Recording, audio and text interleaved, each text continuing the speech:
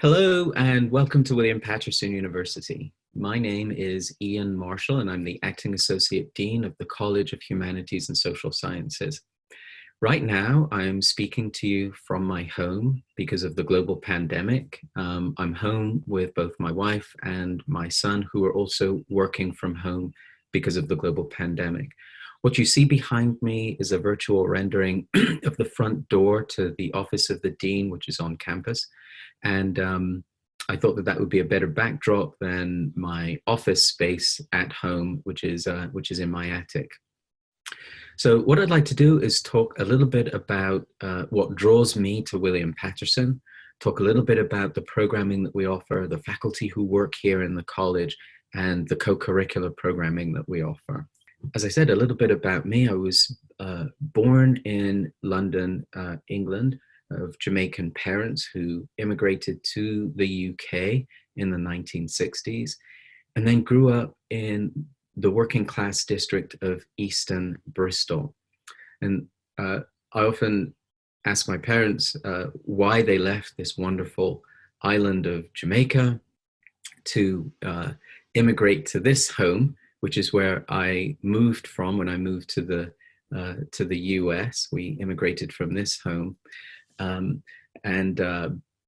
It's a perplexing problem for me to try and resolve. But at any rate, we did. And when I came to the US, I studied English literature. I became an assistant professor of English and started working here in the College of Humanities and Social Sciences. When I'm not on campus, I'm an active member of my community. I belong to a non-profit organization. I was also on the zoning board for a couple of years in the town that I live in. And when I'm not doing that, I'm hanging out with my son and my wife here. So why William Paterson University? And I think that it can be captured in these 5 core values.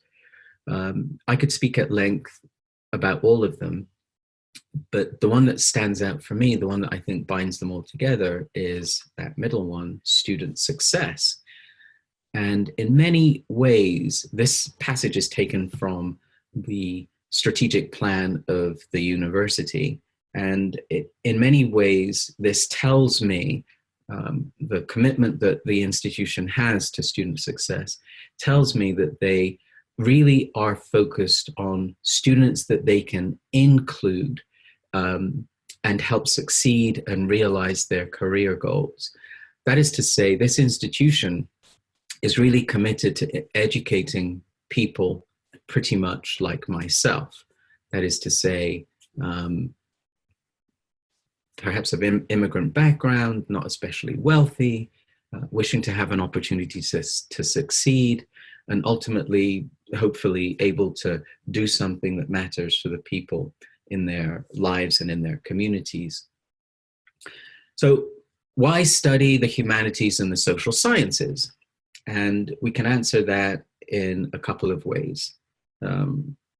Why study them, certainly, which is a very broad question, and why study them here at William Paterson? Well, for the first one, I can answer that in a very simple breakdown. If the sciences can tell you how to clone a Tyrannosaurus Rex, then the humanities and social sciences can tell you why that might be a bad idea.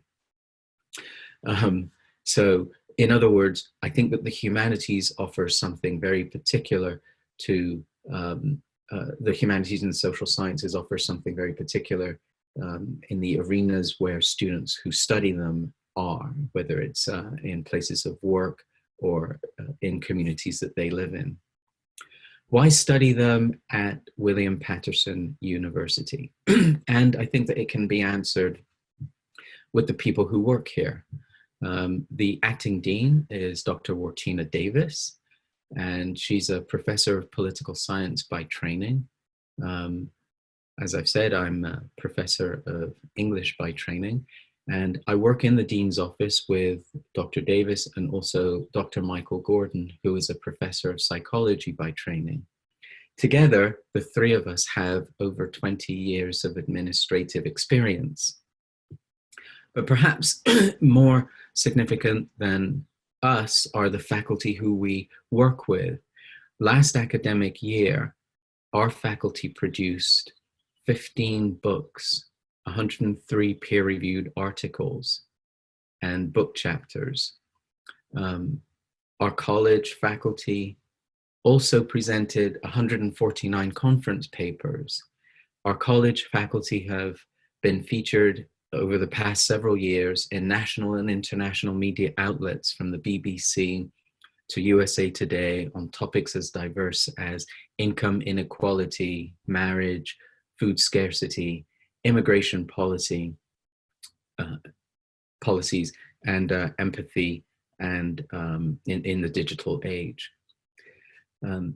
They help deliver 17 undergraduate BA programs, 2 undergraduate endorsement programs, 5 graduate MA programs, 2 graduate endorsement programs, 1 terminal MFA, and a doctoral program. Our majors range from Africana World Studies to anthropology, Asian studies, skipping down some legal studies, skipping down a few more, women and gender studies. We have 27 minors that students can combine their major with, and also declare a minor. Now, what is a major and a minor? A major is that discipline that will be the focus of your disciplinary study. Our institution, like many, requires students to have a minimum of 120 credits. And some of those credits must be used for our general education requirements. If you're a transfer student, you will come in with GE credits, but generally speaking, incoming freshmen must earn a minimum of approximately 40 credits for their general education. Most of our majors are 36 credits. This leaves approximately 44 credits for students to take in any college course that they like. And very often what I try to do when I speak to students is encourage them to take those credits, organize them into a minor, which will allow them to be much more competitive. In addition to majors and minors, what I invite students to do is consider one of our 5 accelerated programs. This is an opportunity to earn both a bachelor's degree and a master's degree within 5 years. We have 5 opportunities to do that. You can earn a bachelor's degree in political science with a master's degree in public policy. You can earn a bachelor's degree in sociology, or a bachelor's degree in criminology and criminal justice. And for an additional year, you can earn a master's degree in applied sociology. And finally, you can earn a bachelor's degree in English. And for an additional year, you can earn a master's degree in the fine arts of English. In this way, you can make yourself much more competitive by graduating with 2 degrees, a BA and an MA, in the time that it will take most students to earn to earn 1. I'd like to talk to you about our co-curricular initiatives. I'm not going to go through all of them, but I'd like to highlight just a couple here. We do have a multidisciplinary conference that brings together many of the disciplines that we teach in the college. That's bullet number 2 there.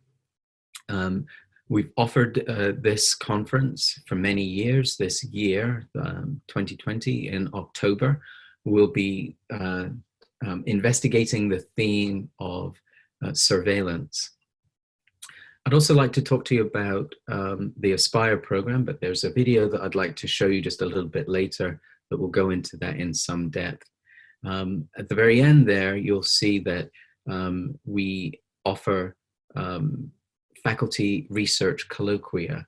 This is a wonderful opportunity for students to work with faculty on research projects. And many of our faculty do, in fact, work with their undergraduate and graduate students on research. It's a wonderful opportunity for our students.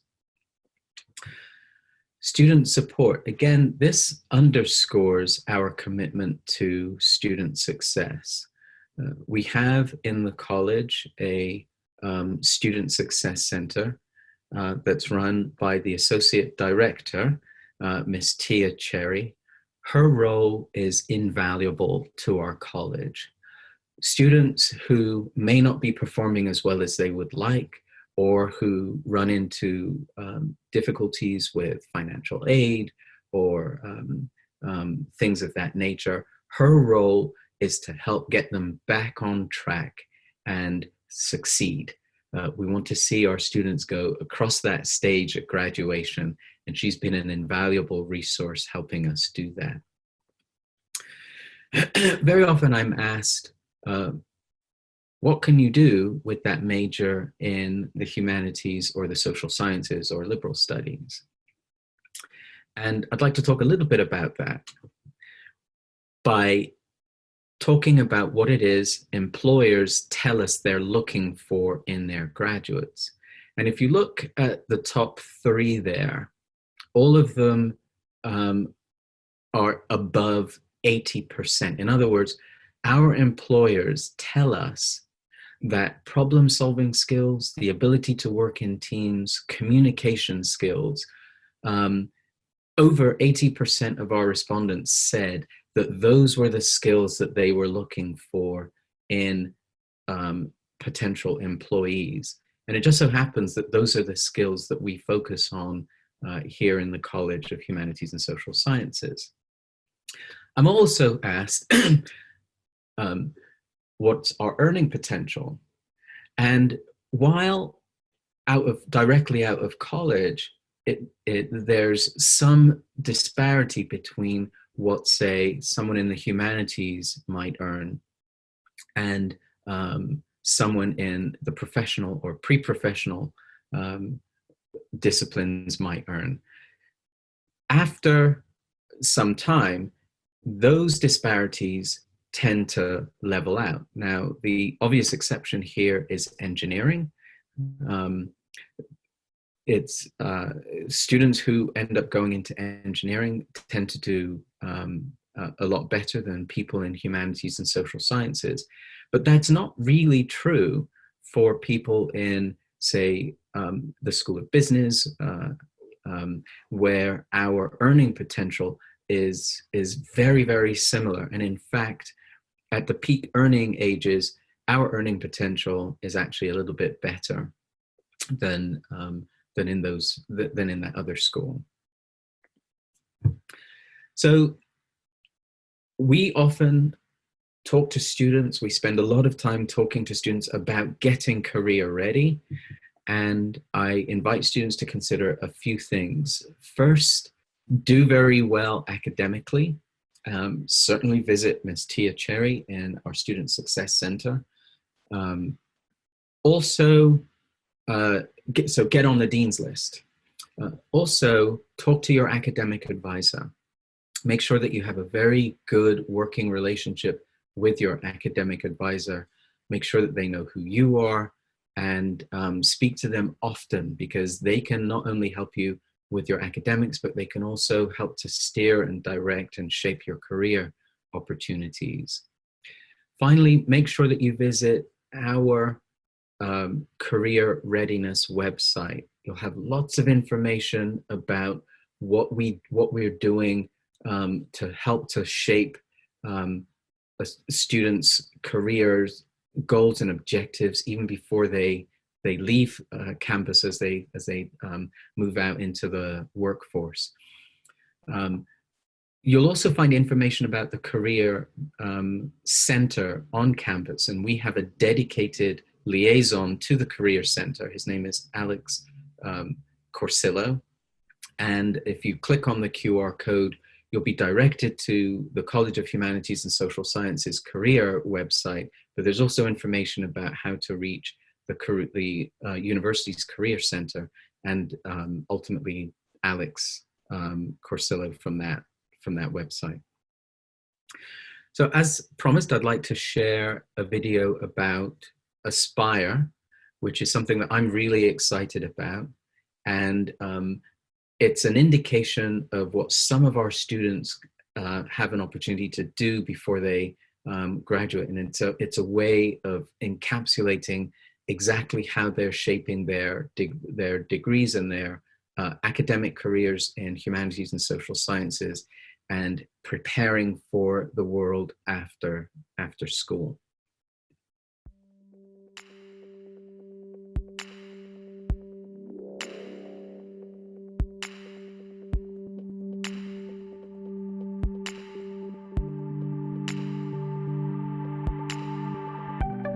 The Spire program is a program designed for humanities and social science majors to help them better understand and articulate the skills that they are developing in their various majors.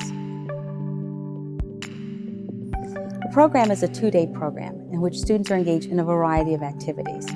On day 1, they are involved in networking, crafting their own story, developing their online persona, and understanding a little bit about themselves through taking a Myers-Briggs exam. And as part of the Dean's Advisory Board, it means a lot for us to be part of this program because it really does help students become career ready. It helps students prepare for the interview process. It helps students prepare for building a brand and selling a brand. But most importantly, it helps them understand how they can apply their humanities degree to the workplace.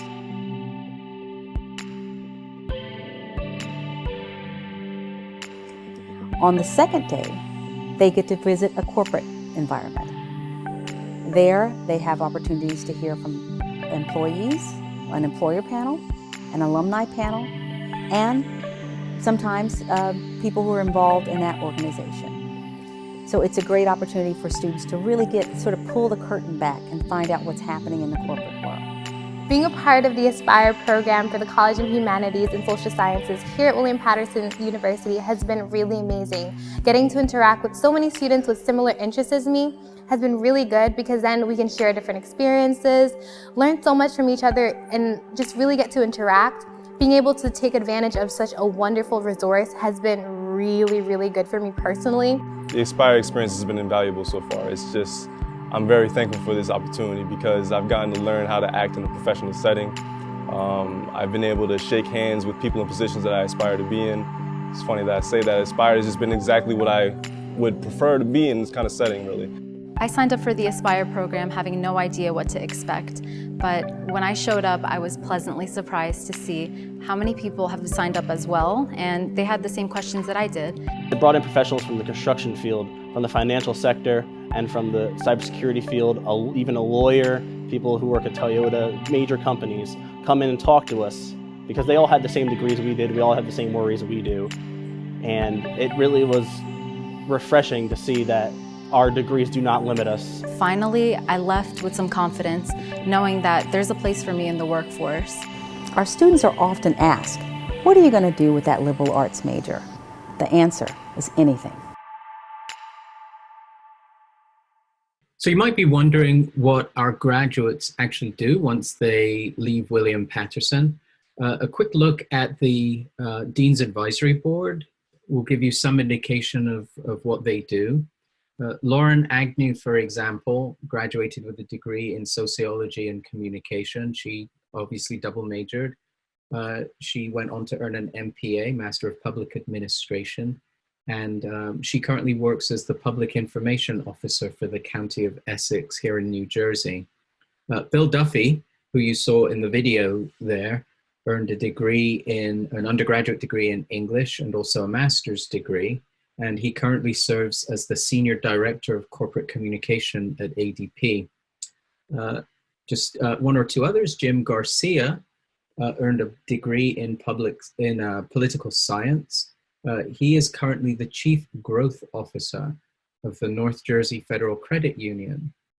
And just one more, David Gordon earned a degree in English and political science, also a double major. David currently serves as the president of STI Group, an innovative firm that provides cybersecurity, people, process, and technology to major corporate clients. So that's an indication of what some of our graduates have done. If you have any questions, please feel free to send me an email. You should see my my email address there, marshali@wpunj.edu.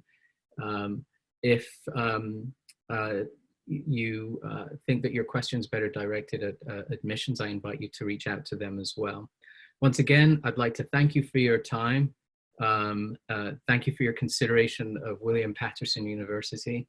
And I really do hope to see you in the very, very near future. Thank you.